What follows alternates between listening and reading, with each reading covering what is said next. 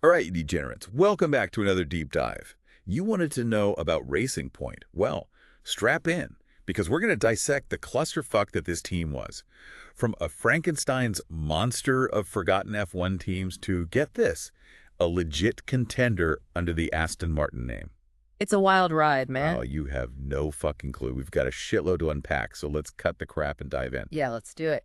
Okay, this team supposedly pops up in 2019, but their history goes way back, right? Way back. Like, how the hell do you even trace this mess back to its origins? Well, you gotta go all the way back to the 90s. Back to this lovable bunch of misfits. Woo. Jordan Grand Prix. Oh, yeah, Jordan. They were midfield legends, scrappy, punching above their weight. They even managed to snag third in the Constructors' Championship back in '99. Constructors' Championship. Okay, for those of you who just crawled out from under a rock, that means the team as a whole, not just the drivers, scored enough points to get third place that year. Pretty fucking impressive, especially for a team that was basically running on a shoestring budget. Exactly. They were the epitome of the underdog story.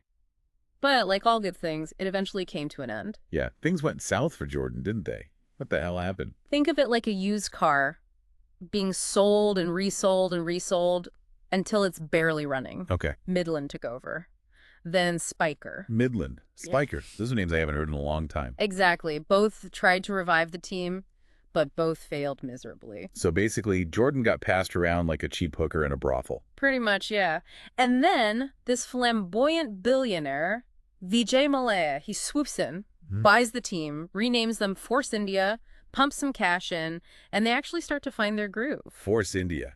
Those were the days, weren't they? Always punching above their weight, consistently scoring points, and even snagging a few podiums. Remember that insane pole position they got in Belgium? Oh, yeah. Giancarlo Fisichella, the underdog, out-qualifying the Ferraris and McLarens. That shit was legendary. It really was. A real fuck you to the establishment. It showed that with a bit of ingenuity and a whole lot of balls, you could take on the big boys. But Mallya, the dude had his own shit going on. Legal battles, financial woes, the whole 9 yards. And eventually, Force India went into administration. Now, for you folks who don't speak F1 jargon, administration basically means the team went bankrupt. Right. They were on the verge of collapse. But just when it looked like it was all over, another billionaire, Lawrence Stroll, swoops in with his fat wallet and buys the team. Stroll, the Canadian fashion mogul. And father, surprise, surprise, Lance Stroll, the F1 driver. You can't make this shit up. Talk about convenient timing. Yeah, the whole thing was pretty shady, if we're being honest. The old team dies, and from its ashes rises Racing Point, like a phoenix, with a fresh coat of pink paint. Pink paint, for fuck's sake. Oh, yeah, bright pink. I mean, they're sponsored by BWT, but come on. Pink. Seriously. Hey, it was distinctive. You couldn't miss them on the track. That's one way to put it. So we've got this brand new team with a history that's more tangled than a bowl of spaghetti. Owned by a billionaire with an F1 driver's son. What could possibly go wrong? Right. It's a recipe for disaster, isn't it? You sweet summer child, you have no idea what you're in for.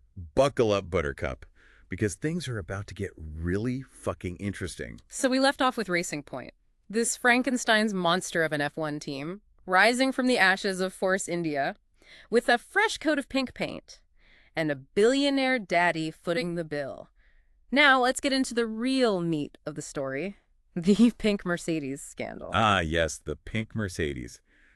Piss off pretty much everyone in the paddock, didn't it? Oh, yeah. They basically photocopied the previous year's championship-winning Mercedes and thought they could get away with it. The balls on these guys. What the hell were they thinking? Well, to be fair, the 2020 Racing Point, the RP20, was a damn good car. Oh, yeah? It was incredibly similar to the Mercedes W10, especially the rear end. And those curvy side pods, they didn't even try to hide it. It was like they were saying, yeah, we copied the best, so what? Come and catch us, bitches. And they were pretty damn quick, too. Sergio Perez, their veteran driver, was consistently scoring points, even snagged a win in Sakir. But the controversy overshadowed their performance. Oh, absolutely. Renault in particular was spitting fire. They lodged a protest, claiming that Racing Point had violated the rules by using a design that wasn't entirely their own. And you know what? They had a point. The regulations are pretty clear. Teams have to design their own listed parts, meaning the core components of the car. So what happened? Did the FIA come down on them like a ton of bricks? He did hand out some penalties. Yeah. Racing Point got slapped with a hefty fine and had some points deducted. But get this. They were still allowed to use the car for the rest of the season. It was like robbing a bank and getting a slap on the wrist. Talk about a fucking joke. So basically, they got away with cheating. No wonder everyone was pissed off. Well, it wasn't that simple. The whole thing sparked a huge debate about what constitutes inspiration versus blatant copying in F1. Right. And it raised some serious questions about the fairness of the sport, especially for the smaller teams, who can't afford to just replicate the designs of the big boys. Yeah, it's like bringing a knife to a gunfight. If everyone starts copying the fastest car, what's the point of even having a competition? It defeats the whole purpose of innovation and engineering excellence. Exactly. The pink Mercedes scandal was a turning point in F1. Was it? It forced the FIA to reevaluate the rules and tighten up the regulations to prevent this kind of blatant copying from happening again. It was a messy and controversial chapter, but it ultimately led to some positive changes, I think.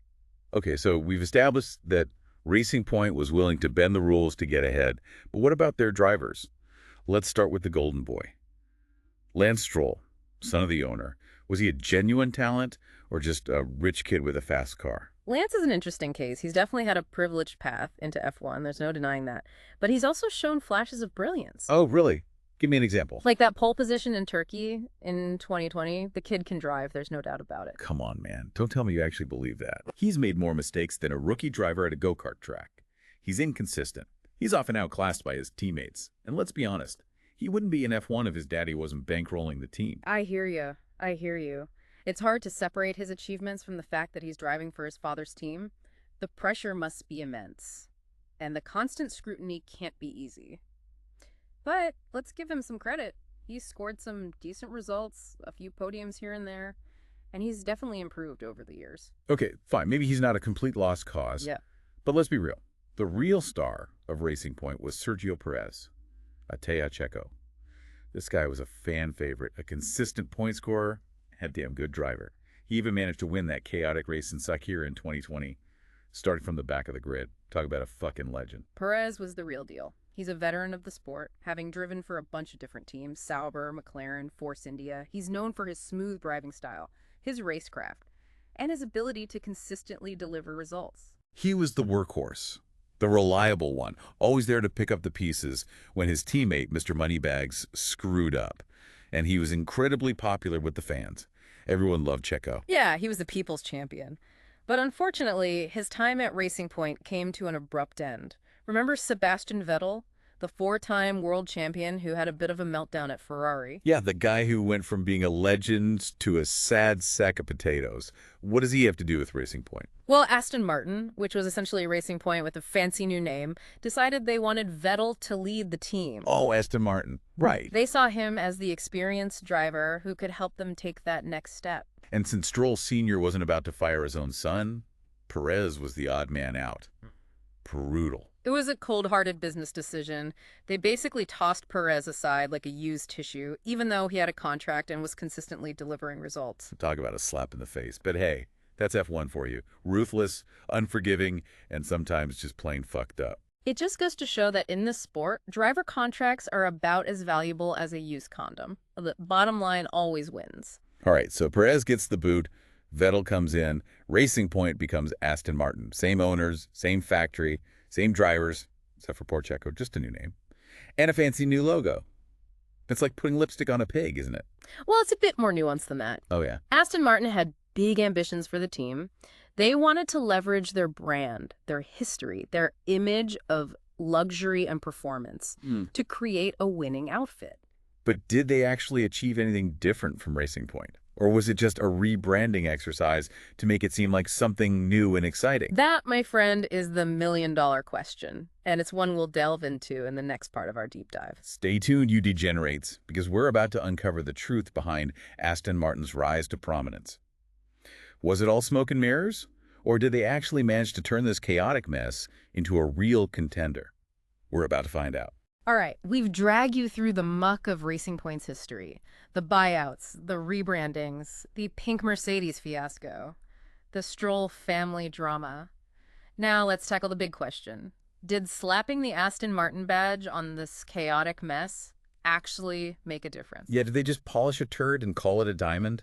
Because for the first couple of seasons as Aston Martin, they were about as exciting as watching paint dry. Vettel seemed lost. Stroll Jr. was, well, Stroll Jr., and they were stuck in the midfield. fighting for scraps. So what changed? Did they finally figure out how to turn this shit around, or was it all just a fancy marketing ploy? Well, it's more than just marketing, though. That shiny Aston Martin badge definitely helped attract sponsors and attention. They made some smart moves, expanding the factory, hiring more staff, bringing in some serious talent. Remember Dan Fallows, Oh, the yeah. aerodynamicist they poached from Red Bull? Wait, they stole someone from Red Bull, the team that's been dominating F1 for years. Yep.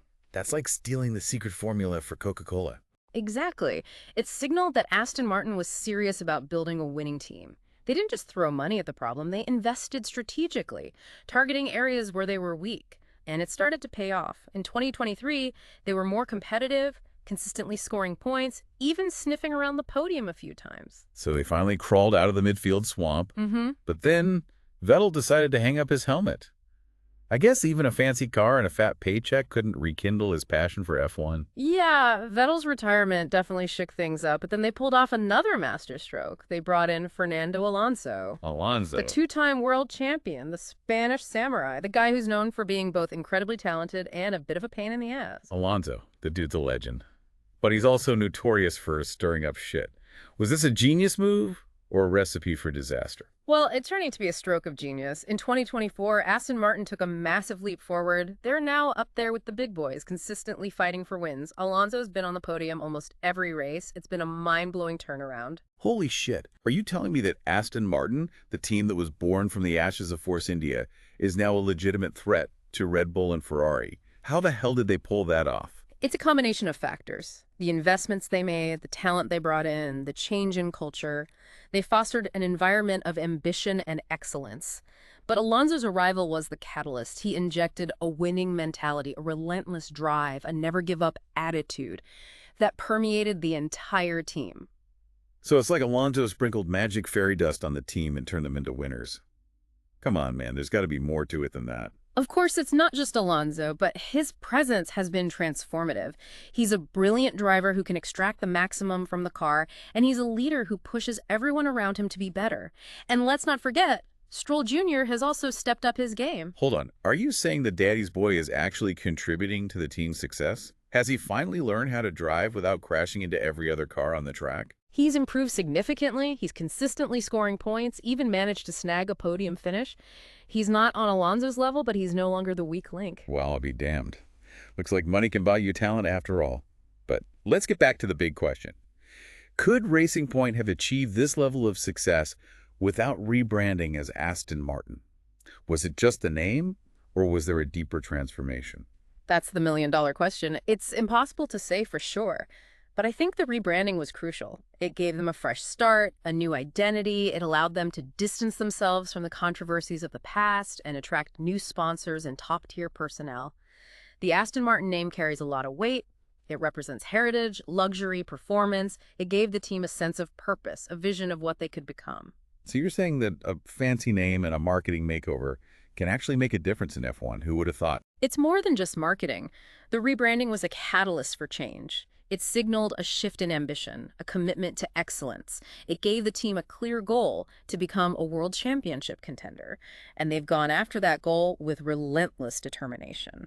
So in the end, Racing Point, the team that was a chaotic mess of buyouts, rebrandings, and accusations of cheating, actually managed to transform itself into a winning team. It's a crazy story, but it's a testament to the fact that in F1, anything is possible. It's a reminder that even the most unlikely of underdogs can rise to the top. And it's a story that will continue to be told for years to come. Well, there you have it, folks. The wild ride that was Racing Point and their transformation into Aston Martin. From the depths of despair to the heights of glory, they've seen it all. We've covered their controversial beginnings, their audacious attempts to copy their way to the top, and their eventual rise to become a legitimate force in F1. It's a story that proves that in this sport, anything can happen. Thanks for joining us on this deep dive, you magnificent bastards. We'll catch you next time for another wild ride through the world of Formula One.